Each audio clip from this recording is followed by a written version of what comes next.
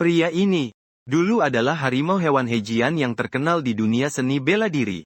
Namun sekarang, ia jatuh menjadi pemilik toko rekaman tua yang kumuh. Pria itu bernama Lian. Saat muda, ia pernah belajar seni bela diri dari ahli terkenal di seluruh negeri. Bahkan ia membuat nama besar yang terkenal di dunia persilatan. Tapi sebulan yang lalu, ia didiagnosis menderita leukemia akut. Kini ia hanya bisa menghabiskan sisa hidupnya di toko kecil yang lusuh ini. Waktu terakhirnya. Saat itu, seorang gadis muda memasuki toko. Dengan suara lembut bertanya, "Apakah Anda Tuan Lian?" Lian mengangkat kepalanya perlahan dan memandang wanita itu. Menunjukkan bahwa dia memang Lian. Gadis itu yang yakin akan jawabannya. Mulai memperkenalkan dirinya. Namanya Lei Jing. Ia berasal dari Asosiasi Kungfu Tionghoa Keluarga Li. Dan kakeknya Lei Hongsheng adalah guru resmi Lian secara nama. Menurut generasi, Lian seharusnya adalah kakak seniornya. Karena meninggalnya kakek, Lei Jing mengajak Lian kembali ke Guangdong kali ini untuk menjabat sebagai penasihat asosiasi seni bela diri. Namun Lian langsung menolak permintaannya dan memberitahu Lei Jing bahwa dia telah didiagnosis menderita leukemia. Waktu yang tersisa tidak banyak. Ia khawatir tidak dapat membantu menghadapi sikap Lian. Lei Jin meskipun agak tidak senang, tapi juga tidak berkata apa-apa. Mengeluarkan sebuah kartu nama dan meletakkannya perlahan di atas meja. Dengan suara lembut berkata, "Kakekku pernah berkata, orang yang berlatih seni bela diri hati mereka pertama kali terasa gatal. 3 bagian kemarahan. Dan dari begitu banyak orang muda di belakang ini, hanya kakak senior yang memiliki 3 bagian kemarahan itu. Apapun keputusan akhir kakak senior, aku berharap 3 bagian kemarahan itu tak hilang." Setelah berkata, dia berbalik pergi bersama sopir. 3 bagian kemarahan ya. Menatap bekas kemerahan seperti asap di tangannya. Lian tersenyum sinis pada dirinya sendiri. Saat ini dia juga sudah kehilangan semangat untuk berbisnis. Tepat saat hendak menutup pintu, tiba-tiba sebuah tangan menghalangi pintu gulung. Sebuah wajah yang sangat buruk muncul di hadapan Lian. Pupil Lian dengan cepat membesar. Ternyata itu sopir yang tadi pergi. Mengerti reruntuhan kaki menyerang Lian. Lian mengangkat lengan untuk bertahan. Kekuatan besar itu langsung membuat Lian terlempar keluar. Lian diam-diam merasa takut. Orang ini jelas bukan manusia. Sebelum Lian sempat bangun, makhluk itu menyerang dengan tendangan lagi. Lian langsung menyerang sendi makhluk itu dengan penuh tenaga. Langsung memecahkan sendinya. Monster yang kehilangan keseimbangan langsung berlutut di depan Lian. Mata mereka bertemu. Suasananya sangat aneh. Lian meraih bahu monster itu. Dengan cepat memutar tubuh dan menjatuhkan monster ke tanah. Terdengar suara retak. Tangan kanan monster patah secara paksa oleh Lian. Melihat monster itu tak bereaksi untuk beberapa saat, Lian menghela napas lega. Dan berbalik mencari ponselnya. Tak disangka monster itu tiba-tiba bangkit. Membuka mulut lebar-lebar dan menggigit Lian. Merasakan bahaya dari belakang, Lian memutar pinggang dan melompat. Dengan kekuatan besar, membuat kepala monster berputar beberapa kali. Jatuh ke tanah dan tak bergerak. Tiba-tiba kesadaran Lian menjadi kabur. Dan ia pingsan. Saat Lian bangun kembali, seorang pria pendek dan gemuk muncul di hadapannya. Sedangkan monster tadi sudah hilang. Hebatnya, dikatakan Lian mahir dalam seni tombak dan pedang. Tak disangka kemampuan menangkap lawan dengan tangan juga sangat tajam. Lian tiba-tiba menyadari di belakang pria gemuk itu gelap gulita, tanpa sedikit pun cahaya. Rasanya sangat aneh. Melihat pria gemuk itu, ia balik bertanya, "Lalu bagaimana dengan wanita itu?" Melihat tatapan Lian yang agak tidak bersahabat, orang gemuk itu menyatakan bahwa dirinya tidak ada hubungan apa-apa dengan kedua orang itu. Monster itu hanya meminjam sebuah pikiran dari lelaki itu. Hanya untuk menyapamu saja. "Perkenalkan, panggil aku Wang Yang. Atau bisa juga panggil aku dengan nama lain." Lian meliriknya sebentar. Tersenyum tipis sambil berkata, "Mau makan pangsit?" Wang Yang terkejut sebentar. Lalu tertawa besar, "Anak ini memang lucu." Kemudian wajahnya menjadi serius. Berkata kepada Lian, "Aku bisa menyelamatkan nyawamu. Tapi bukan seperti yang kau pikir, cocok tulang sumsum. Itu terlalu sepele. Aku bisa membuatmu memiliki yang lebih baik." Lian percaya, tidak ada makan siang gratis di dunia ini. Segala sesuatu yang terjadi hari ini penuh dengan keanehan. Setelah berpikir sejenak, dia langsung bertanya, apa yang harus aku lakukan? Wang yang membuka kedua tangannya. Langsung berkata, coba saja, baru tahu. Tapi ini adalah jalan yang tidak bisa kau kembali. Lian tersenyum tipis. Terdengar jauh lebih baik daripada menunggu mati. Ceritakanlah. Orang gemuk itu tersenyum lebar. Wajahnya berubah sangat suram dan serius. Kalau begitu, ayo. Tiba-tiba dari belakang pria gemuk muncul. Gelombang hitam seperti jurang dalam yang bergelora keluar. Menelan Lian yang terkesiap seluruhnya. Sebuah suara samar terdengar menyambut kedatangan ke dunia garam terapung. Seberapa kuat sebenarnya pria ini? Mengidap penyakit yang tak tersembuhkan. Ternyata masih bisa menghancurkan lutut juara tinju Thailand. Baru saja tadi, Lian ditelan oleh gelombang hitam di belakang pria gemuk itu. Pada saat itu, Lian merasakan dirinya terus-menerus terjatuh. Berbagai pemandangan aneh dan luar biasa muncul di depan matanya. Rantai besi berwarna hitam membentang melintasi langit. Sebuah istana kuno misterius. Banyak sosok kuat dan misterius. Darah merah membara membungkus tubuh Lian. Pandangan Lian memerah seluruhnya. Dan saat itu juga, akhirnya dia bisa melihat jelas salah satu bayangan misterius itu. Tubuhnya terkunci seluruhnya oleh rantai besi. Sayap di belakang tubuhnya juga tertusuk rantai besi. Kepalanya bahkan berlumuran darah segar. Suara aneh itu kembali terdengar membangunkannya. Langkahku. Lian tak mampu bersuara. Dalam pikirannya terus bertanya siapa kamu. Kegelapan dingin kembali menelan Lian. Membuka mata. Yang terlihat adalah sebuah ring tinju. Suara sorak-sorai yang gaduh di sekeliling dan bau menyengat. Membuatnya masih sedikit bingung. Ini adalah mata air bawah tanah yang gelap. Di mana pria gemuk itu? Tiba-tiba sebuah suara terdengar berkata, Tuan berjalan. Selamat datang di Danau Garam. Kami kira Anda sudah siap dengan identitas baru. Tidak akan menimbulkan kecurigaan siapapun. Silakan membuat keributan sebebasnya. Sementara itu, pupil Lian muncul sebuah kotak tugas. Melihat kotak dialog itu, Lian mulai menganalisis dengan teliti. Sepertinya sekarang dirinya seharusnya berada di Hong Kong tahun 1986. Stasiun Kowloon City. Ada 3 persyaratan untuk menyelesaikan tugas ini. 1. Menangkap jenis ketujuh di Kowloon Spring Platform. 2. Mendapatkan salah satu fragmen asli novel kuno Go Wuchen. 3. Membangkitkan burung Guhuo dalam novel kuno Go Wuchen. Asalkan menyelesaikan salah satu kondisi, insiden di Danau Garam akan resmi dimulai. Dan waktu maksimal untuk tinggal di sini hanya 1 bulan. Dan tidak boleh kalah dalam pertandingan. Sekali kalah dalam pertandingan, akan langsung kembali ke dunia aslinya. Hadiah akhir yang diberikan oleh pria gemuk itu berupa hak pembelian, bukan? Motivasi bakat 81%. Melihat ini, masih ada kemungkinan untuk meningkat. Saat Lian sedang berpikir, seseorang muncul di belakangnya. Si penjaga bendera yang langsung menyerangnya.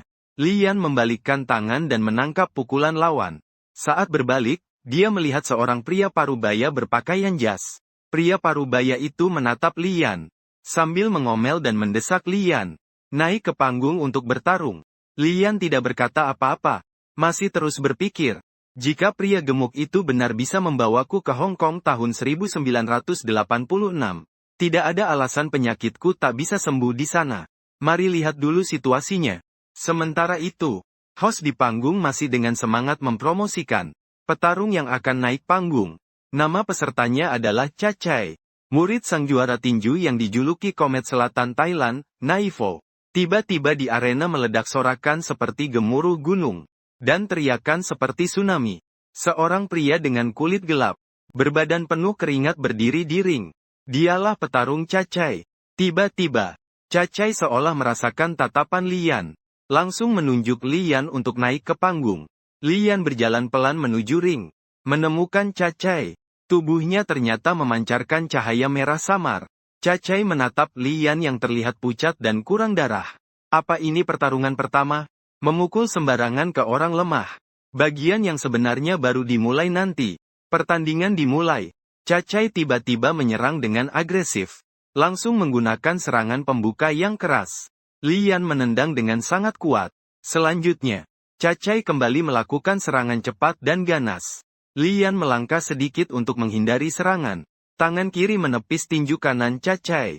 Tangan kanan langsung menekan ke tenggorokan Cacai. Cacai tak menyangka Lian secepat itu. Secara refleks mundur.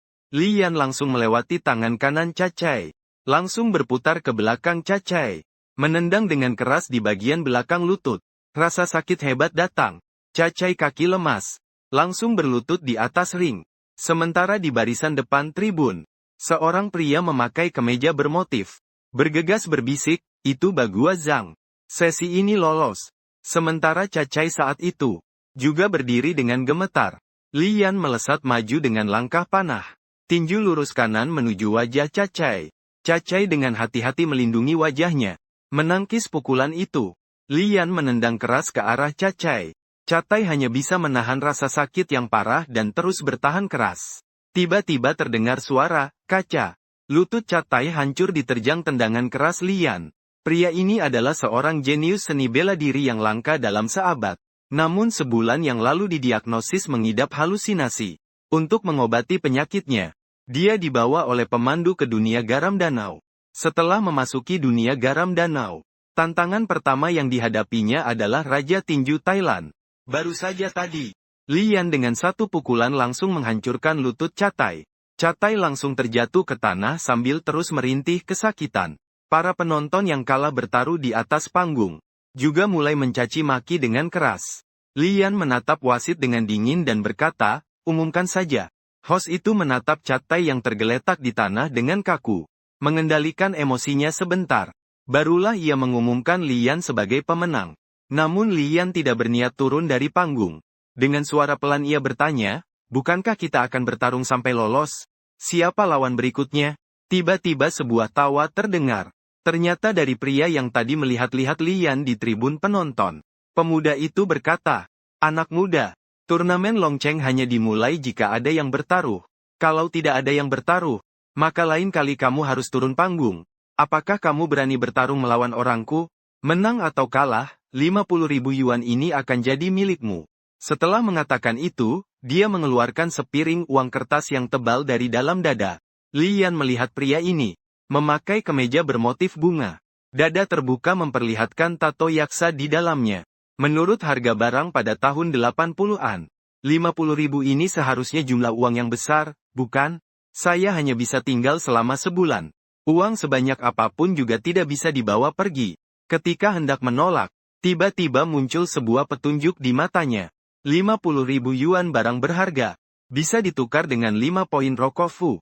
Barang jenis ini, harus setelah kamu memastikan kepemilikannya, baru bisa ditukar.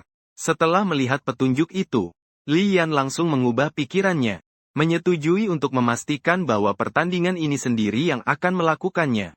Tujuan di sini adalah untuk mengobati penyakit. Poin fu ini seharusnya berguna. Dan pria parubaya yang sebelumnya menyulitkan Lian. Dengan wajah memuji, dia mendatangi pria ini dan berkata, "Bro Jiu, kalau Anda senang, mau bertaruh hak, Anda boleh pilih petarung mana saja di sini. Tapi orang Anda naik ke panggung itu tidak sesuai aturan." Bro Jiu tiba-tiba tertawa, "Gendut, apakah otakmu kacau? Aku, Wusan, bertaruh 50.000 yuan. Bukan untuk lihat sampah-sampah itu. Uang tinju itu juga sudah kuberi cukup. Aturan komite mana yang melarang orang luar naik ke panggung?" Belum sempat si gemuk bicara, Hua Sanjiu langsung menendang si gemuk terbang keluar. Si gemuk pun tak berdaya, hanya bisa menasehati Lian. "Orang itu bersama Lian Seng. Katamu kepada dunia, bertarunglah dengan bagus." Kena beberapa pukulan dan tergeletak di tanah ada 50.000 yuan. Lian menunjukkan ekspresi paham. Mengusap hidungnya lalu berdarah hidung lagi. Saat itu keadaan Lian tidak baik. Tubuhnya demam tinggi, berdarah dan meradang. Namun merasakan pertandingan tadi, perasaan pukulan yang terasa ke daging, barulah membuktikan dirinya masih hidup. Dalam hal ini Hua Sanjiu melihat pemuda di samping sangat berbakti. "Xiao Zhou tahu kamu tidak sabar lagi. Naiklah dan bermainlah." Dia tahu, Xiao Zhou bukan belajar sedikit-sedikit selama 3-5 tahun. Dia belajar diam selama lebih dari 50 tahun. Membuka aula, menerima murid sangat cukup. Hanya saja Xiao Zhou dahulu beradu ilmu dengan seorang pendekar Bagua Zhang terkenal. Tulang rusuknya patah 5. Telinganya tuli. Setelah bertahun-tahun ini, Selalu berharap bisa bertarung lagi dengan penerus Bagua Zhang. Membawa dendam satu anak panah. Xiao Zhou berdiri. Langsung melompat dari tribun ke ring tinju. Menghadap Li Yan, dia membungkuk sedikit. Dengan suara pelan berkata, Du Jiaquan. Di sekeliling Zhou Tao terbangun. Li Yan sedikit mengerutkan kening. Rasa tidak enak membuat dahinya dipenuhi keringat dingin. Dengan pelan berkata, He Jian. Li Yan menatap sikap Li Yan. Mata Xiao Zhou menyiratkan sedikit kemarahan. Tiba-tiba melompat maju. Siku langsung menabrak dada Li Yan. Bersamaan dengan kaki kanan menendang menyerang perut Li Yan. Li Yan bereaksi sangat cepat. Lengan kiri langsung menangkis serangan siku. Tangan kanan bergerak turun dan menangkap kaki kanan. Siku Xiao Zhou dengan tenaga dilepaskan lalu ditarik kembali. Tangan kanan mengepalkan tinju dan langsung menghantam wajah Li Yan. Hembusan angin keras membuat rambut Li Yan terangkat. Li Yan buru-buru menangkis serangan dengan telapak tangan. Tubuh mundur dengan bantuan tenaga. Dalam hati terkejut, tinju keluarga Du ini cukup menarik. Benar-benar ahli. Ternyata aku sebelumnya meremehkan. Setelah keduanya berpisah, Xiao Zhou menatap dingin ke arah Li Yan. Perlahan berkata, kamu sangat sombong. Li Yan sedikit tersenyum. Dengan suara pelan berkata, aku hanya tidak menyangka. Seorang preman kecil yang mencari penghasilan sampingan. Ternyata ahli tinju keluarga Du. Aku harus serius sekarang. Kemudian Li Yan melangkah maju dengan langkah seperti hantu. Dalam sekejap sudah berada di depan Zhou Rutao. Bantuan dengan suara yang tiba-tiba ini langsung menarik perhatian semua orang. Li Yan juga mundur beberapa langkah seketika. Terlihat seorang pemuda berambut merah mengenakan jaket kulit. Membawa sekelompok anak buah berjalan perlahan. Huasan Jiu bersandar santai di kursi. Matanya menatap tajam ke arah pemuda berambut merah itu. Berkata, Honggui, kenapa kau datang? Li Yan akhirnya menemukan cara untuk mengobati penyakit terminalnya. Namun harganya adalah harus menghasilkan 3 juta dalam sebulan. Baru saja, Honggui dengan satu kalimat menghentikan pertandingan antara Li Yan dan Zhou Rutao. Mengenai tindakan Honggui, Huasan Jiu sedikit tidak senang. Wajahnya juga menjadi muram. Ia mendorong matanya dan berkata, kenapa? Kalian para tua-tua komite ingin berhadapan terbuka dengan kami? Apakah kami tidak boleh menonton tinju di Tianglian Sengdao Longcheng? Pemuda bernama Honggui itu, dengan pelan menyalakan sebatang rokok, mengisapnya sekali. Berkata, dendam antara Lian Seng dan Tuan Wu tidak ada hubungannya dengan kami. Apakah kami berurusan dengan Tai Sui? Hanya mengandalkan seluruh Taiwan untuk makan saja. Tapi kamu menganggap seluruh Taiwan seperti peternakan ayam. Mau naik ya naik, mau turun ya turun. Ini sudah melanggar aturan. Hua Sanjui tersenyum tipis. Melihat ke Li Yan. Dengan suara pelan berkata, kalau begitu aku akan bicara terus terang. Anak saya, Xiao Zhou, selalu ingin mencari guru Bagua Zhang untuk membantu. Aku, Hua Sanjui, tidak ingin membuat masalah. Juga tidak ingin merusak aturan di Longcheng. Anggap saja beri aku sedikit muka. Biarkan mereka bertarung sekali. Honggui menghisap rokok dalam-dalam. Pelan-pelan menggelengkan kepala, aturan adalah aturan. Yang lain aku tidak peduli. Hari ini orangmu naik ring berarti membuat keributan di Longcheng. Wajah Hua Sanjui saat itu kelam menakutkan. Tidak berkata apa-apa. Tidak tahu apa yang dipikirkannya dalam hati. Sedangkan Xiao Zhou yang mendengar pembicaraan mereka, tahu di hatinya bahwa jika saat ini dia tidak melakukan sesuatu, masalah hari ini kemungkinan besar sulit diselesaikan. Melompat turun dari ring dengan lincah. Kepada Honggui berkata, apakah maksudmu? Selama aku naik ring sesuai aturan bertarung, aku bisa bertarung dengannya? Honggui menatap sekilas ke Xiao Zhou. Sambil tersenyum berkata, maka kamu harus mulai dari kelas 1. Asalkan panitia menilai nilai kalian hampir sama, dan ada yang takut, maka tidak masalah. Xiao Zhou tersenyum tipis.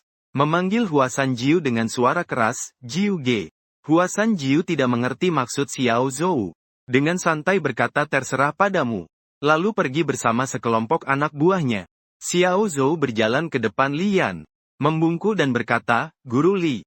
Tidak banyak yang bertarung seni bela diri tradisional di ring adu tinju Longcheng. Hari ini belum puas. Tunggu aku berdiri kuat di ring adu tinju Longcheng. Kita akan bertarung dengan baik lagi. Li Yan mengangguk. Dan berkata, Guru Zhou itu. Apakah Jiu Gemu masih menghitung 50.000 yuan? Xiao Zhou terkejut sebentar. Dengan wajah canggung mengangguk.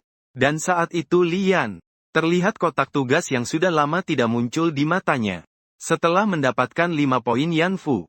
Akhirnya membuka izin pembelian tambahan. Sekilas kilat. Bisa mendapatkan informasi pribadi orang lain. Ada kemungkinan mengetahui kelemahannya.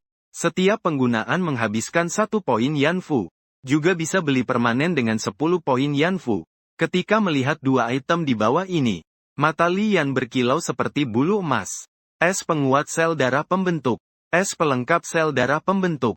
Sepertinya inilah yang dijanjikan si gemuk itu. Sesuatu yang bisa menyembuhkan penyakitnya sendiri. Yang satu butuh 10 poin. Untuk bisa mengendalikan penyakitnya sendiri. Yang lain butuh 300 poin. Untuk bisa menyembuhkan penyakitnya secara tuntas. Hak beli yang diberikan Mo. Setiap kejadian penelitian hanya bisa dibuka sekali.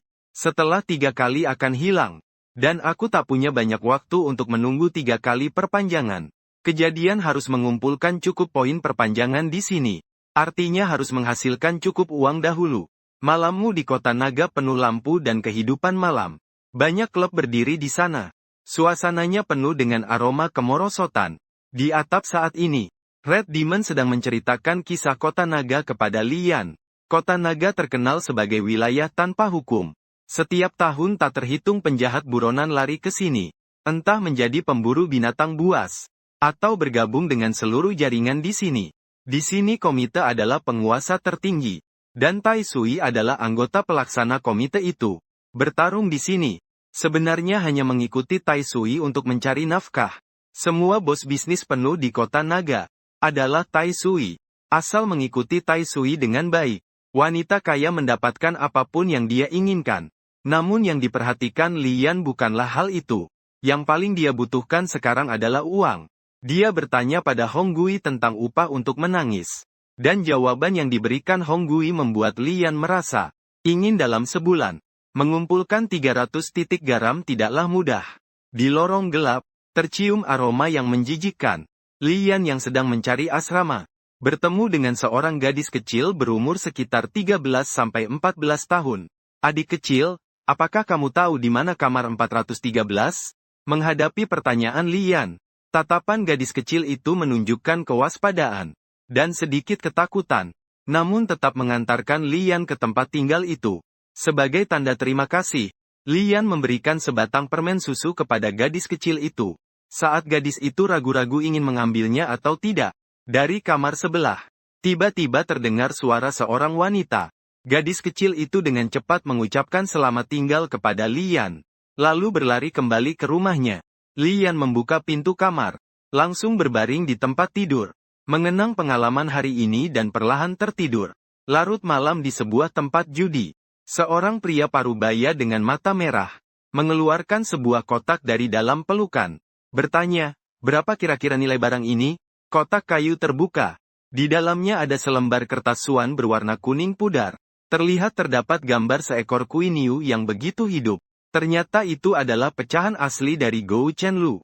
Kamu percaya? Tokoh utama pria ternyata disukai oleh wanita seksi yang mempesona ini. Ibu kaya yang anggun dan memesona. Baru saja tadi, tangan Lian menimpa dengan keras. Tepat mengenai kepala lawan. Kemudian pukulan lain melayangkan lawan. Langsung membuatnya kehilangan kesadaran. Ini sudah menjadi pemain kelima yang dia kalahkan hari ini. Hal ini sudah sangat jelas. Lian bukan tingkat kelas 4 lagi. Sudah sulit untuk tetap di kelas 4. Honggui bersandar di pinggir ring tinju. Melambaikan tangan tanda agar Lian turun dari ring. Kata-katanya, jika kamu terus bertarung seperti ini, bahkan orang bodoh pun tidak mau melawanmu lagi. Ikuti aku. Pertandingan terakhirmu hari ini akan berlangsung di Dachangzi. Setelah bicara, Honggui membuang puntung rokoknya. Membawa Lian menuju gedung dinas militer. Gedung Fui terletak di Jalan Longjin. Merupakan sebuah gedung tinggi berwarna hitam kebiruan. Orang yang bisa masuk ke gedung Fui harusnya kaya atau orang terpandang, biaya per malam minimal ratusan ribu hingga 80 juta. Tapi untuk bisa berdiri tegak di sini, harus mencari penyandang dana besar untuk mendukungnya. Kemudian Honggui membawa Lian masuk ke sebuah ruang privat mewah. Setelah masuk, tampaklah seorang wanita duduk dengan santai di sofa. Berusia lebih dari 30 tahun. Rambut keriting bergelombang besar. Kaki panjang dan pinggang indah. Mata almond yang memesona. Bibir merah mungil terangkat sedikit. Memancarkan pesona yang sulit diungkapkan. Setelah melihat Hong Gui masuk, wanita itu berkata dengan nada tidak puas, "Hong Gui, akhirnya kau mau muncul juga. Apa kau sengaja menghindar karena tahu aku sudah di Longcheng?" Wanita ini bernama Judy. Suaminya semasa hidup adalah seorang pejabat kehormatan, dan bernilai ratusan miliar. Sejak suaminya meninggal, Judy menjadi tergila-gila dengan kekerasan dan darah. Kini ia bahkan menjadi penyandang dana utama arena pertarungan Longcheng. Hong Gui langsung memasang wajah tak bersalah, dan menjelaskan bahwa dia pergi mencari pemula. Adiknya pergi. Kemudian buru-buru menarik Lian ke dekatnya. Lian dengan susah payah tersenyum dan menyapa. Judy menatap Lian dari atas ke bawah. Berkata pelan, "Penampilannya cukup bagus. Hanya tidak tahu apakah hanya tampilan semu. Jangan sampai naik ke atas panggung hanya beberapa ronde lalu langsung jatuh. Kalau tidak, aku akan kehilangan muka. Mendingan Ahong kamu yang bertarung. Berapapun harganya, kakak akan mendukungmu." Belum sempat Hong Gui membuka mulut, Lian langsung tertawa dan berkata, "Kak Zhu, kamu bercanda. Hong Gui adalah bos saya. Kalau bos turun langsung untuk bertarung, saya lebih baik melompat ke laut saja." Mendengar Lian berkata seperti itu, Zhu menunjukkan senyum manis. Langsung berdiri dari sofa. Membungkuk maju hampir menempel di badan Lian.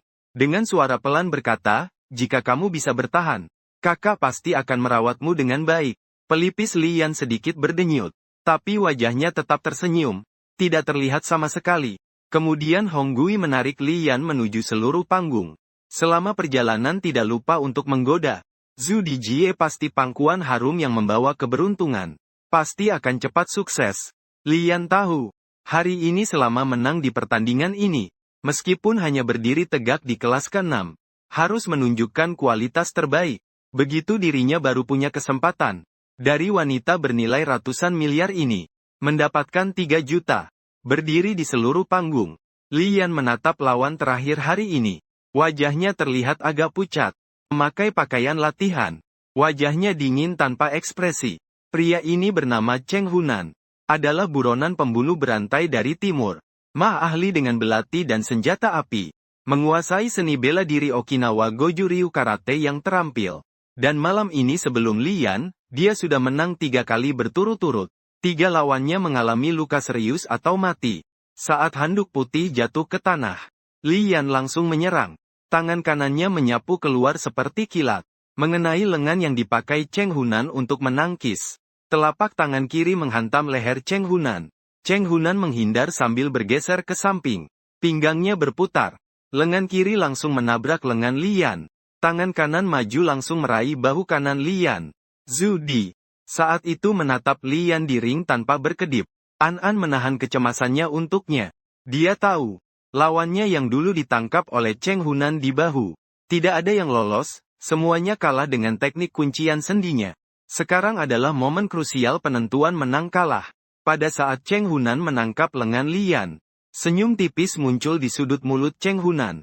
Tidak disangka Lian tiba-tiba mengangkat kaki kanannya ke atas.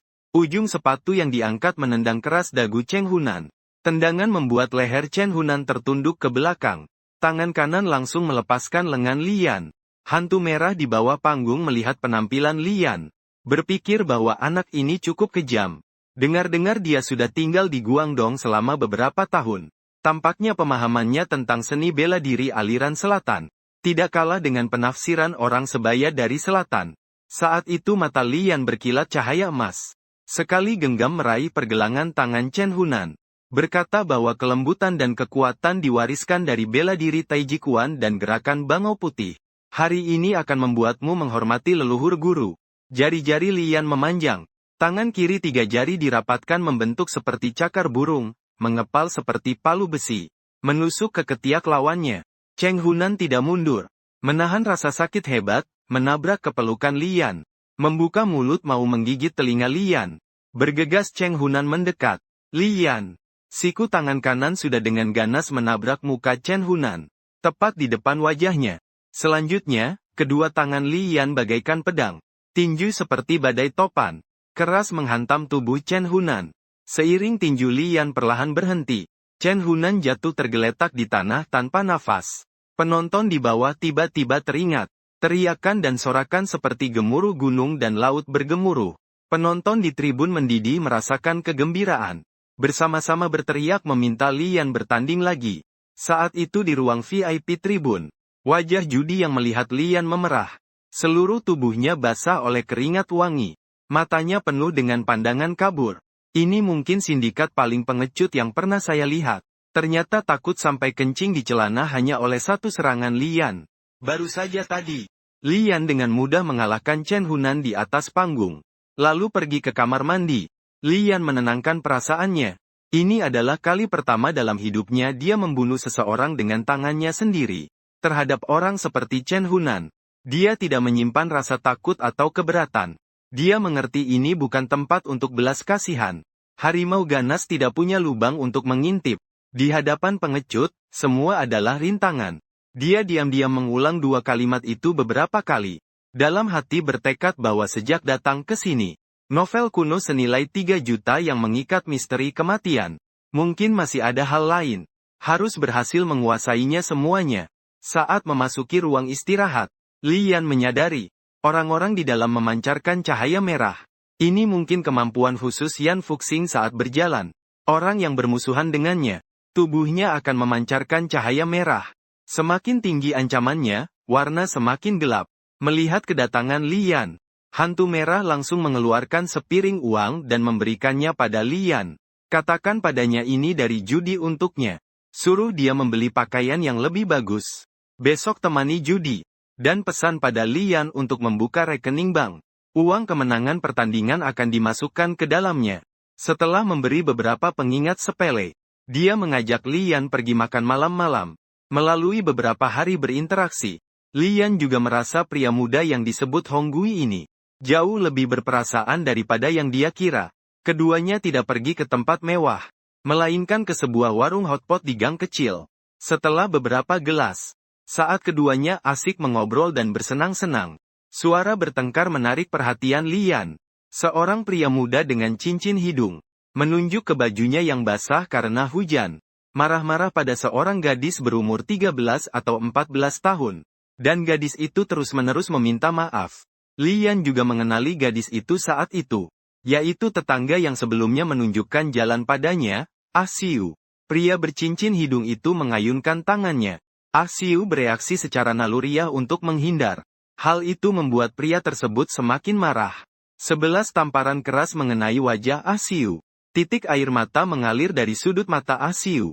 Tubuhnya gemetar tak terkendali. Tepat saat pria itu mengangkat tangannya untuk pukulan berikutnya, pergelangan tangannya tiba-tiba merasakan sakit yang tajam. Lalu sebuah jejak kaki ukuran 42 mendarat di wajahnya. Kekuatan yang besar membuatnya terbang mundur. Lian tersenyum dan berdiri di depan Xiu. Dengan suara lembut berkata, hanya terkena air saja. Aku akan meminta maaf untuk adik kecil ini, bagaimana? Saat itu, beberapa pemuda berpakaian membawa parang tiba-tiba berdiri di sekitar Lian. Mereka semua menatap Lian dengan tatapan mengerikan. Saat itu pria dengan indik hidung juga berdiri, mengambil parang dari tangan adiknya, dan dengan ganas menunjuk ke arah Lian berkata, berani memukul orang suncang juga? Suka pamer keberanian ya? Kalau berani, tebas aku dengan satu pisau. Belum selesai pria bertindik mengucapkan, Lian tiba-tiba mengayunkan tangan dan memukul pisau itu terbang.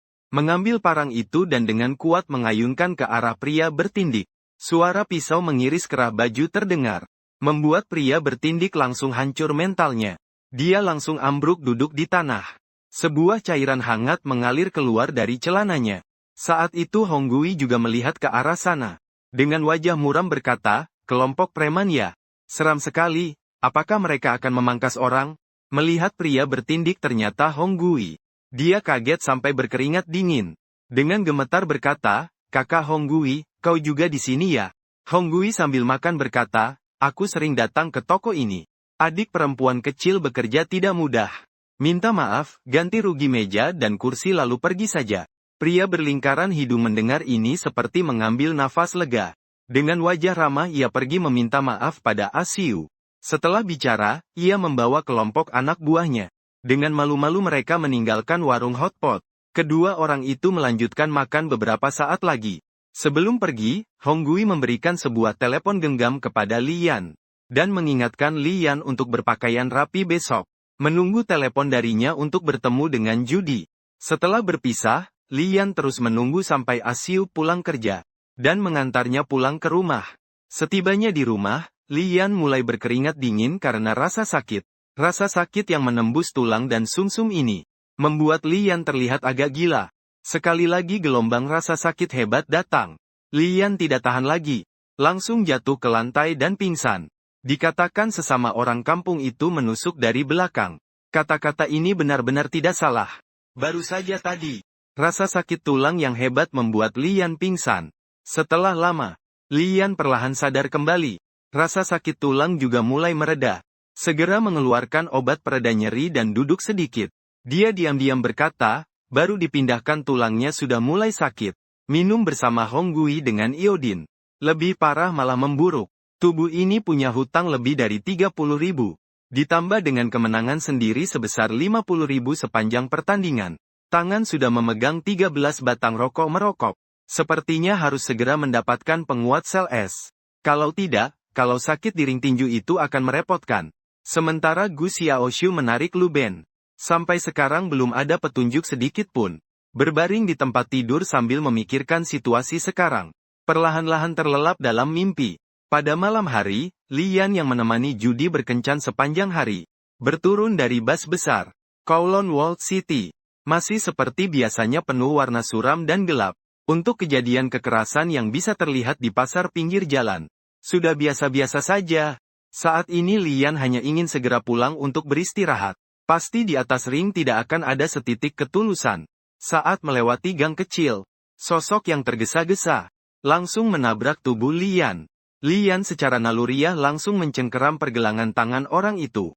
Tak disangka orang itu justru bereaksi sama seperti dirinya. Mencengkeram pergelangan tangannya juga. Li Yan diam-diam merasa kaget. Ini adalah jurus tangkap dari tentara. Keduanya serentak melepaskan tangan dan melangkah mundur satu langkah. Orang itu berusia sekitar 30-an. Memakai jas lusuh. Rambut pendek rapi dan bersih. Di pipinya ada bekas luka sayatan yang jelas. Pria itu tersenyum sambil menyapa Li Yan dengan wajah ceria. Melalui percakapan diketahui pria itu bernama He Andong. Dan Li Yan bisa dibilang setengah orang kampung. Membawa beberapa saudara ke Hong Kong. Untuk melihat apakah ada jalan untuk kaya. Saat siang Tan Zhenghuan sedang sibuk, telepon Li Yan tiba-tiba berdering. Yang menelepon adalah Honggui.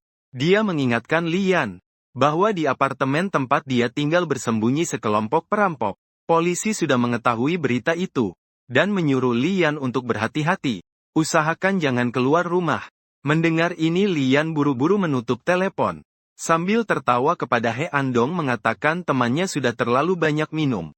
Tapi di sisi He Andong, dia sudah mendengar dengan jelas. Tepat saat itu, Ah Siu yang mencari kucing muncul di depan mereka berdua. Melihat kehadiran Ah Siu, Li Yan terkejut di dalam hati. Segera berjongkok dan bertanya kepada Ah Siu. Apakah dia punya uang receh? Untuk membantu kakak Yan membeli sebungkus permen di jalan, bagaimana? Ah Siu dengan patuh mengangguk. Menggendong kucing dan berlari ke ujung jalan. Melihat kepergian Ah Siu, Li Yan perlahan berbalik wajahnya. Tak menyadari bahwa saat itu He Andong di belakangnya dengan wajah muram. Sebuah lubang hitam. Laras pistol itu menempel di kepala Li Yan. Maaf, saudara. Aku juga tidak ingin. Li Yan menyipitkan bibir tanpa berkata apa-apa. Dan Anton memegang senjata dengan sangat mantap. Sekilas terlihat jelas dia telah menjalani pelatihan panjang. Saat itu, mata Li Yan berkilat merah. Mengejar serangan kilat. Target telah terkunci pada Dan Anton. Mendapatkan informasi berikut, nama Dan Anton, kondisi lelah. Luka ringan, senjata panas dengan keahlian 39%, terlatih. Peningkatan kualitas tempur secara menyeluruh. Tingkat ancaman, merah tua. Meskipun dengan bantuan sistem, Li Yan tidak melakukan apa-apa. Dia tahu jika bergerak sedikit saja, Dan Anton akan tanpa ragu menarik pelatuk. Dan segala jurus Bajing Zhang, Ming He Kuan serta bakat bela diri drum sebesar 81% miliknya. Semuanya tidak ada artinya saat menghadapi senjata panas. Kemudian Dan Anton mendorong Lian. Berbelok-belok sampai tiba di sebuah klinik kecil yang tak mencolok. Begitu masuk pintu, Dan Anton memerintahkan anak buahnya mengikat tangan Lian dengan tali. Lian berpikir dalam hati, Dan Anton memang orang yang sangat berhati-hati saat bertindak. Sementara dokter di dalam ruangan melihat Dan Anton membawa seseorang lagi masuk, mulailah mengeluh. Dan Anton tersenyum. Dia mengatakan akan menyisihkan sedikit uang. Dokter langsung mengubah sikapnya, mengatakan bahwa kita semua adalah teman dan seharusnya saling membantu. Tapi tidak disangka setelah berbalik badan, dia langsung menyimpan dendam ke barat laut. Pria ini sungguh hebat. Bahkan dalam keadaan terjebak, dia berhasil mengalahkan 4 penjahat kasar dengan tangan kosong. Baru saja tadi, He Andong menduga polisi bisa menemukan mereka dengan cepat. Dokter itulah yang paling dicurigai. Dengan tegas dan tanpa ragu langsung mengusir dokter itu pergi. Mengatakan kepada semua saudara untuk segera pindah tempat. Lianan berkata He Andong adalah orang yang tangguh, cukup kejam dan tegas. Jika sekarang belum pergi, sekali terjebak, akan sulit melarikan diri. Salah satu pria parubaya yang lebih tinggi, menunjuk pemuda yang terbaring di tempat tidur bertanya, "Bagaimana dengan Xiao Jin?" He Andong melangkah cepat menuju ke sana, menggenggam tangan Xiao Jin, memberitahu Xiao Jin, "Di Hong Kong, tidak menjadi bajak laut bukan berarti dihukum mati." Berharap Xiao Jin tetap tinggal untuk pengobatan. Setelah angin reda, dia akan membebaskan Xiao Jin dari penjara. Xiao Jin membuka mulutnya dan wajahnya semakin pucat mendengar itu. Tak percaya bahwa ini adalah kakak yang paling dia percaya. Saat itu seorang pria di samping langsung berteriak, "Tidak bisa lagi. Semua menyerahkan nyawa mereka kepadamu. Kamu memperlakukan saudaramu seperti itu." Mengeluarkan pistol dan mengarahkannya ke He Andong. He Andong juga mengangkat tangan, menempatkan moncong pistol di dahinya. Terjadi perdebatan. Pria itu sangat marah. Dengan satu tendangan, dia menjatuhkan koper di atas meja ke tanah. Berteriak marah, "Jika hidup hanya untuk berkelahi, buat apa hidup?" Tumpukan uang baru dalam mata uang Hong Kong berserakan di tanah. Ada juga 2 lembar kertas kuning tua, jatuh ke lantai bersama-sama. Lian melihat situasinya saat itu. Dia tahu kesempatan sudah datang. Dia bergerak dengan lincah dan lancar seperti awan yang mengalir. Mengambil pisau bedah dari piring.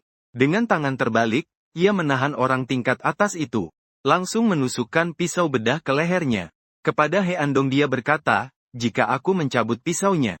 Dia segera mundur tanpa memikirkan nyawanya. Pada saat ini semua orang berhenti berdebat. Semua mengarahkan moncong pistol ke Lian. Situasinya langsung menjadi tegang dan buntu.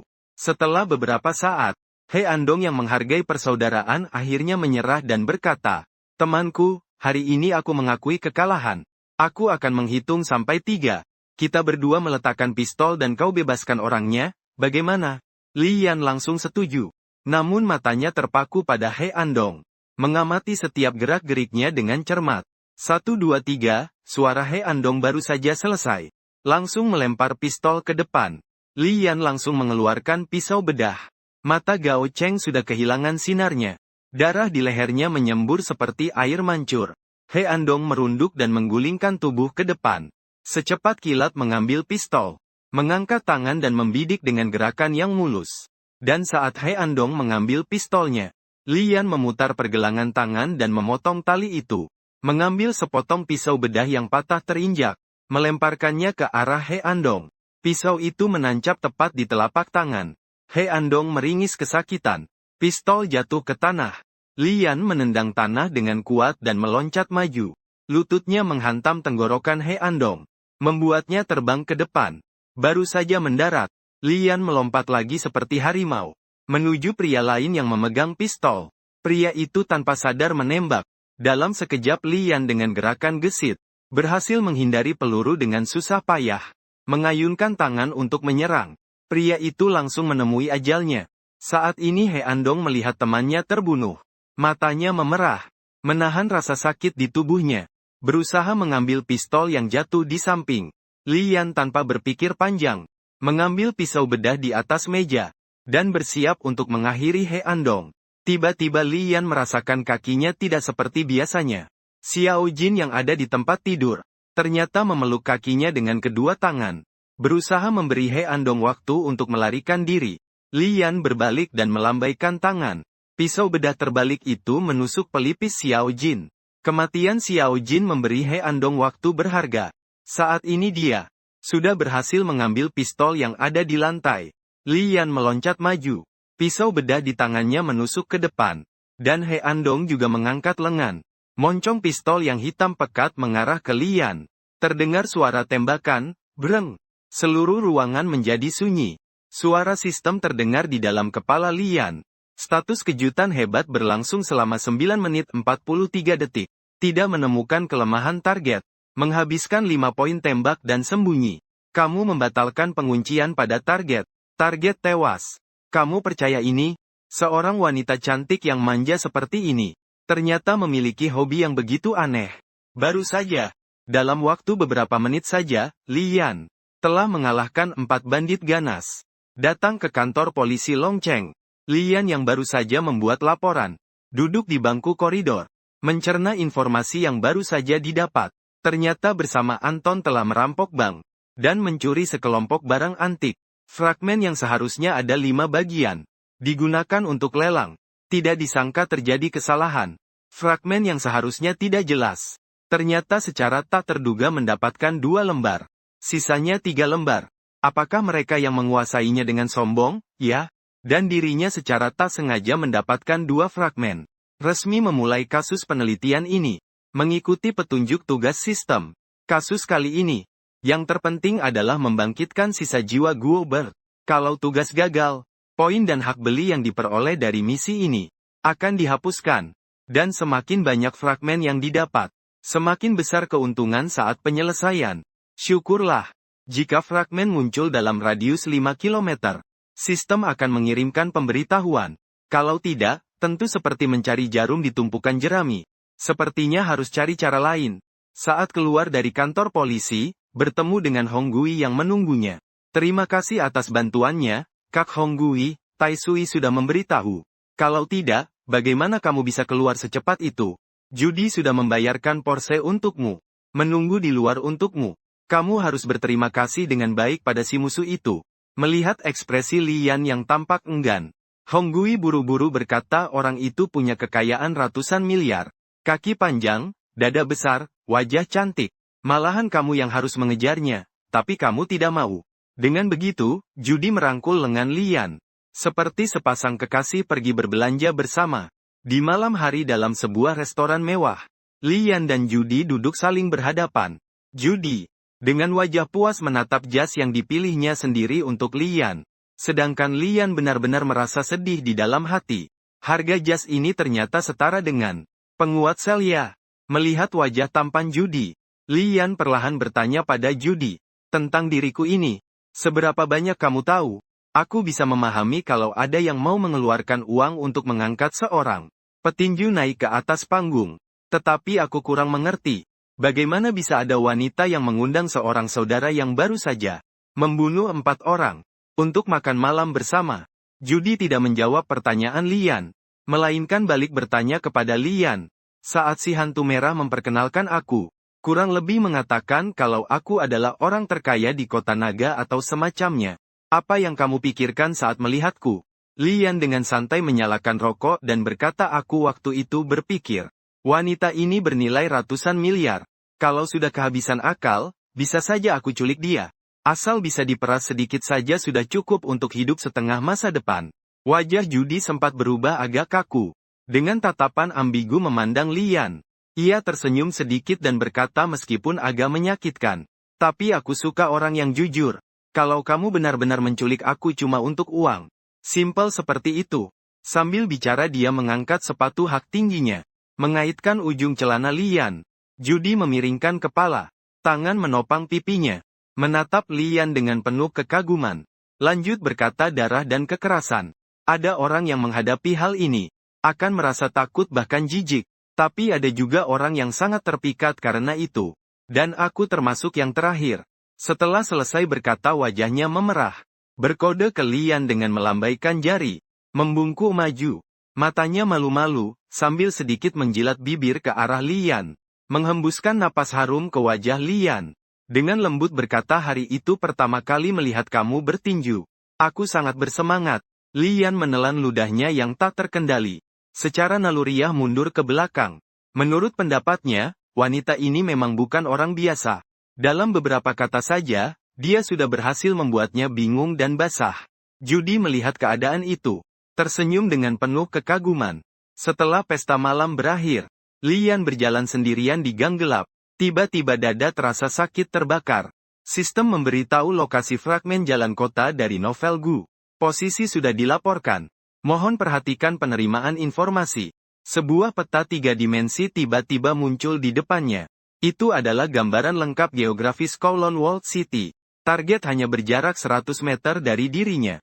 Lian menatap target dengan tajam dan berlari mengejarnya. Melewati 7 atau 8 lorong kecil. Suara sistem kembali terdengar, laporan selesai. Durasi 1 menit. Meskipun tidak berhasil mengejar, setidaknya sudah memastikan. Di dalam kota masih ada 2 fragmen yang tersisa. Bisakah kamu percaya? Gadis tetangga yang cerah dan manis ini, ternyata adalah sosok besar di balik Kowloon World City. Saat ini Lian memegang 2 fragmen di tangannya. Bergumam, Haon Luo, ungkapan tak jelas. Qigong adalah dengan pria gemuk yang mengaku sebagai Mo. Semuanya seharusnya adalah dewa dalam mitologi Tionghoa. Hantu dan roh juga begitu. Apa semua itu benar-benar ada? Kalau tidak, lalu si gemuk itu benar-benar membawaku ke kota naga 9 ini, kota benteng ini. Dan efek tatapan sekilas itu memang sangat ajaib. Lalu ada panggilan dirinya sebagai pejalan tanda batu. Tanda batu itu sebenarnya apa? Dan juga orang yang memegang potongan naskah ini. Saat aku mendekat, ia selalu menjauh. Kalau aku tidak menghiraukannya, dia kembali mendekat dengan diam-diam. Sepertinya orang yang memegang potongan naskah itu juga mengetahui keberadaanku. Kalau begitu, aku bukan satu-satunya pejalan tanda batu di dunia ini. Kalau dia melakukan segalanya dengan hati-hati seperti itu, sepertinya dia juga sulit untuk ditangani. Diperkirakan orang yang bisa menjadi pejalan tanda batu bukanlah orang yang mudah dihadapi. Sekarang poinnya sedikit. Aku hanya bisa membeli enhancer sel darah es terlebih dahulu, supaya tidak sakit di atas panggung penuh. Kalau sampai itu terjadi, repot nantinya. Langsung menghabiskan 10 poin tanda garam untuk membeli enhancer sel darah es.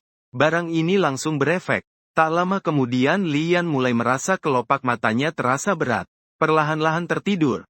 Keesokan harinya, saat Lian membuka matanya lagi, di setiap helaan napas, terdapat perasaan yang sangat lega dan membahagiakan. Tubuhnya seperti tidak merasakan sakit sedikit pun lagi. Seolah-olah sudah benar-benar sembuh. Lian berdiri. Telapak tangannya satu menghadap ke depan dan satu ke belakang. Kakinya mengayun dan menginjak. Tiba-tiba mengerahkan kekuatan. Energi berkeliling di dalam.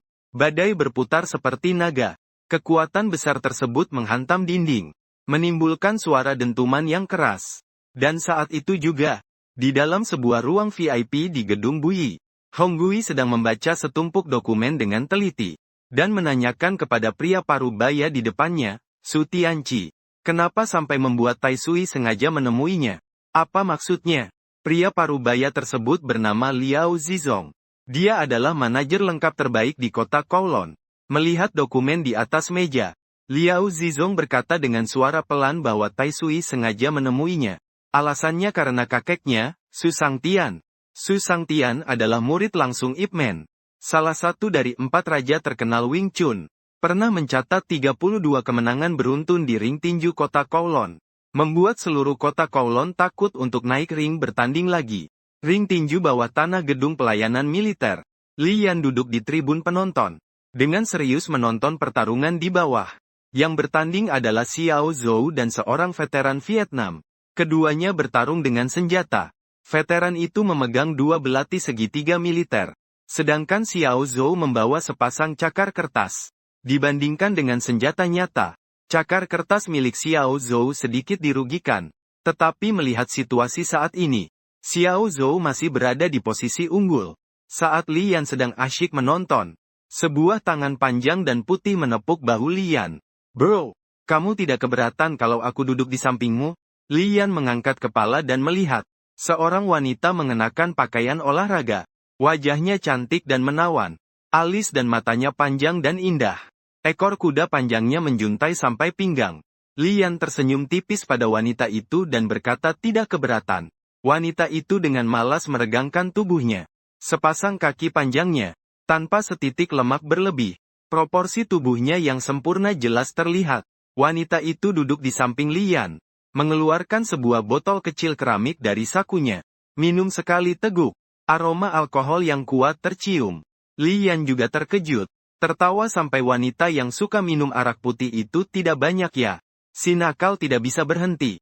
Wanita itu tenang melihat kedua orang di arena. Perlahan membuka mulut berkata, tangan memegang semua gerakan Wenseng. Gerakan terlarang memang Tai Chi. Teriakan naga jangkrik dalam belalang madu Mei Hua. Wenseng Kuan Chang Kiao Dama belalang madu semuanya hidup bersih. Bisa menggabungkan keduanya sampai sejauh ini. Bisa dibilang sudah mencapai tingkat mahir. Anak muda ini juga bisa disebut jenius. Sekedar memberi pengetahuan. Xiao Zhou memperkenalkan diri dengan tinju keluarga Du. Adalah salah satu dari 4 tinju terkenal Shandong. Lebih dikenal dengan julukan tinju Wenseng.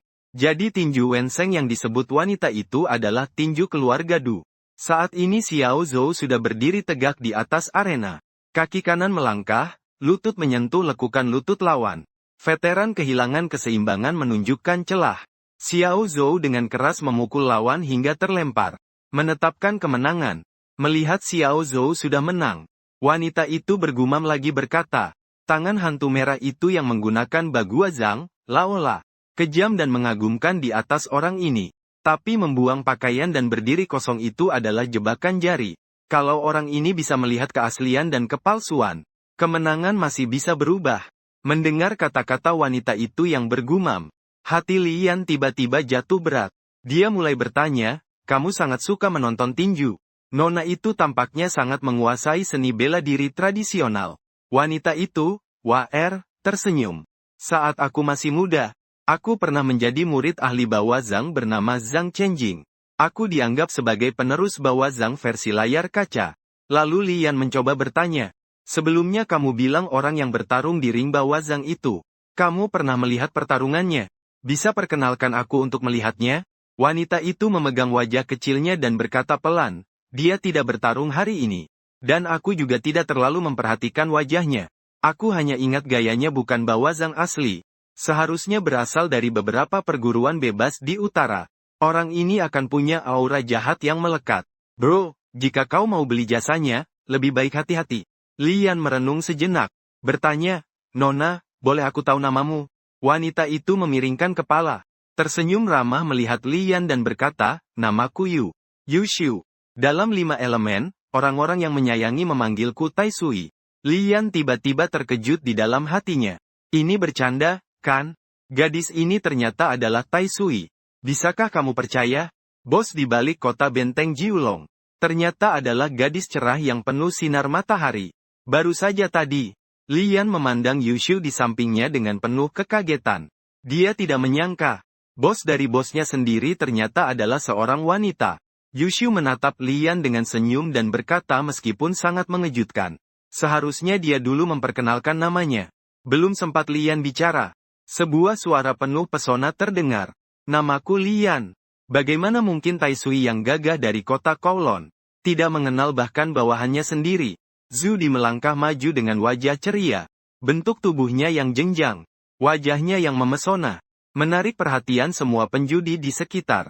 Dia duduk tepat di samping Lian. Dan merangkul lengan Lian. Dengan nada sebal. Kau bahkan tidak mengenal bos dari bosmu sendiri? Apakah Honggui belum memberitahumu? Yu Xiu memiringkan kepala memandang Lian. Ternyata kau adalah Honggui. Yang sangat berarti. Kupikir kau cuma orang yang mencari kesenangan. Orang-orang di gedung Bui memanggilku Tai Sui. Mulai sekarang kau juga panggil aku begitu. Kemudian dia menatap Zhu Di berkata sudah lama tidak bertemu.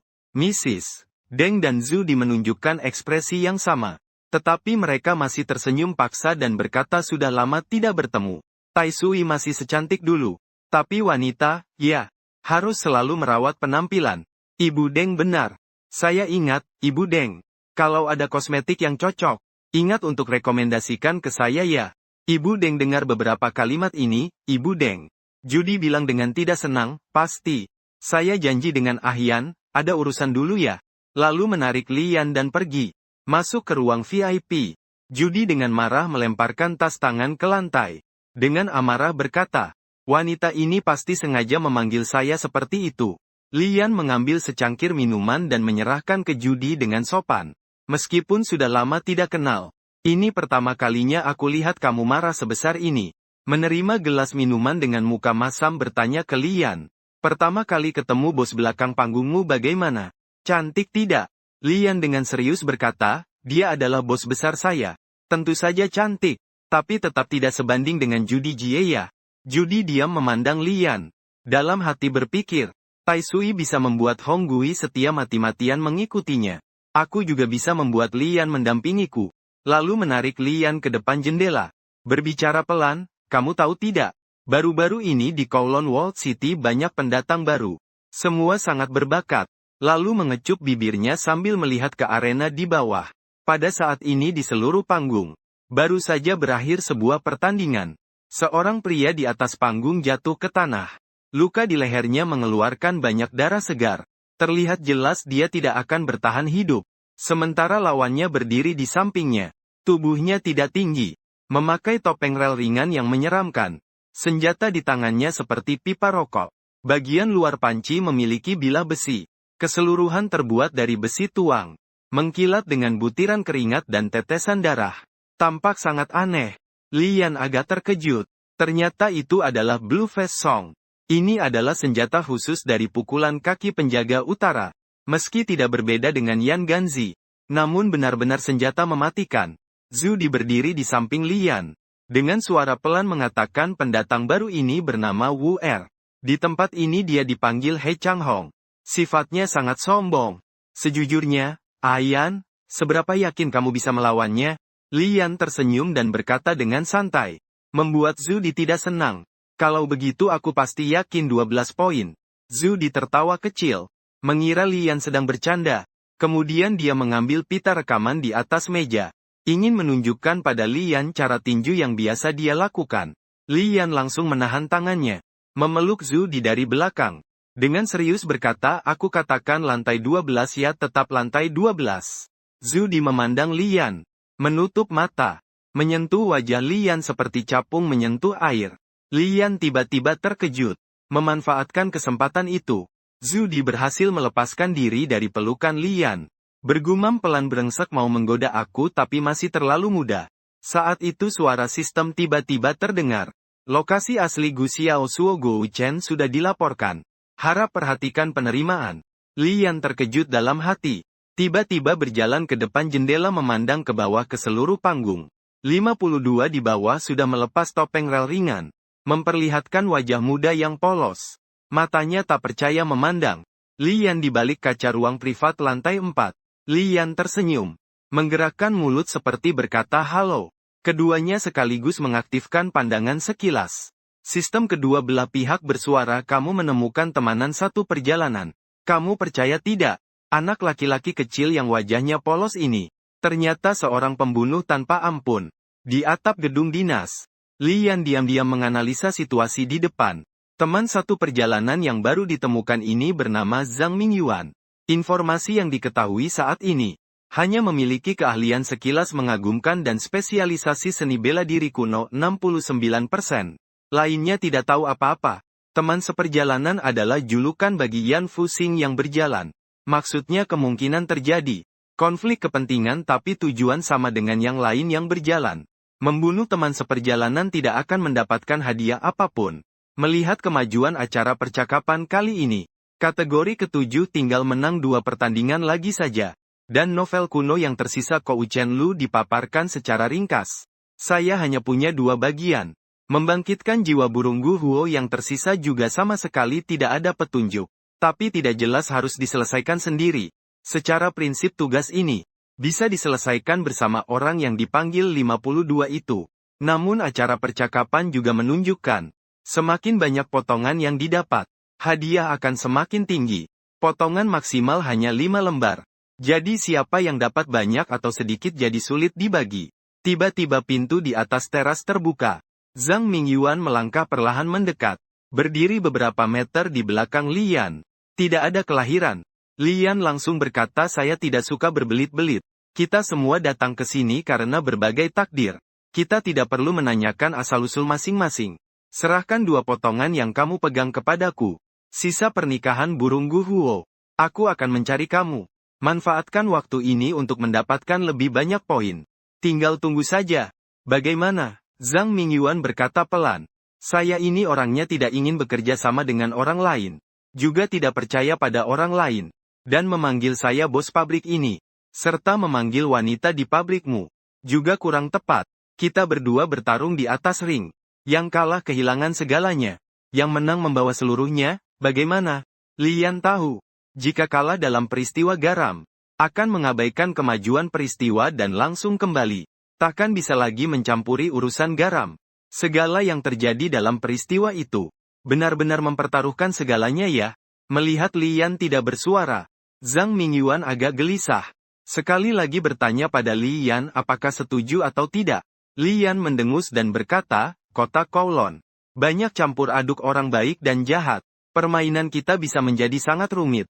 Meski kau sudah belajar bela diri sejak kecil. Tapi pengalamanmu terlalu sedikit. Daripada berlayar dengan orang tua seperti saya. Lebih baik bertarung di ring yang jelas. Kau takut aku tidak menerima tantangan, isi hatimu bisa kutebak oleh Lian. Zhang Mingyuan merasa deg-degan. Dahi sedikit berkeringat dingin. Lian berjalan lurus melewati Zhang Mingyuan. Mengucapkan satu kalimat, jumpa besok di seluruh panggung. Kata-kata harus ditepati. Hati Zhang Mingyuan yang selama ini tergantung. Akhirnya kembali ke pangkuannya. Sementara itu, Lian yang sudah pergi juga menyadari. Seorang yang sebelumnya memegang sepotong pecahan. Kadang jauh kadang dekat. Bukanlah Zhang Mingyuan. Tepat saat kembali di depan pintu ruang VIP Zhu Di. Seorang pria berambut pirang keluar dari dalam. Melihat-lihat Lian dari atas ke bawah. Tertawa aneh. Raja Yama, ya. Aku ingin lihat siapa yang akan menang besok. Setelah berkata kepada Raja Yama. Ia menggandeng seorang wanita memikat di sampingnya dan pergi. Lian terdiam sejenak. Masuk ke dalam ruangan dan melihat Zhu Di berdiri di dekat jendela. Sedangkan Hong Gui bersandar di sofa tanpa berkata sepatah kata pun. Melihat Lian masuk, Zhu Di bertanya pelan, Ayan, senjata seperti apa yang kamu butuhkan? Agar Hong Gui bisa membantumu menyiapkannya. Pada saat ini Lian juga kira-kira sudah mengerti apa yang terjadi. Ternyata pria berambut pirang yang tadi keluar adalah sosok yang mendukung Zhang Mingyuan. Kali ini sepertinya akan beradu senjata. Senjata Zhang Mingyuan adalah Lan Mian Song. Di dalam bagua Zhang ada Kimen. Senjatanya cukup banyak. Apa jenis yang harus saya pilih? Merenung sejenak. Lian mulai berbicara, kakak hantu merah. Siapkan sebuah pedang panjang untuk saya. Panjang setidaknya harus lebih dari 1 meter. Yang terbaik adalah 1 meter 30. Hantu merah dengan wajah penuh kebijakan berkata, tidak masalah. Saya yang akan siapkan. Zhang Mingyuan akan segera berduel dengan Lian. Bagaimana akhirnya nanti? Ikuti saya akan membawamu memahami karya luar biasa ini. Seberapa tidak diunggulkan pertarungan ini sebenarnya. Belum dimulai bertarung. Sudah ada yang menyuruh sang protagonis untuk menyerah dari pertandingan. Senja hari. Hantu merah menarik Lian ke sebuah ruangan es di bawah gedung. Keduanya duduk berhadapan dan tidak bicara. Suasana agak sunyi dan tegang. Hantu merah tahu bahwa lawan Lian bukan karakter biasa. Dengan rasa tidak nyaman bertanya. Beberapa waktu lalu aku suruh kamu periksa kesehatan. Apakah kamu sudah pergi? Lian menerima rokok dan berkata pelan, kakak hantu merah. Tidak usah ribet begitu. Saya sendiri tahu kondisi tubuh saya. Lian menatap hantu merah. Berpikir dalam hati bahwa orang hantu merah ini cukup baik. Terlepas dari apakah dia tulus atau tidak. Memang sangat merawat diri sendiri. Melihat Lian dengan sikap santai. Hati Hong Gui jadi semakin berat. Tai Sui. Saat melihatmu bertinju, kukatakan kau lemah dan cepat marah. Akan ada nasib buruk yang terus menghantuimu. Urusanmu tidak ingin kau ceritakan padaku. Aku tidak peduli.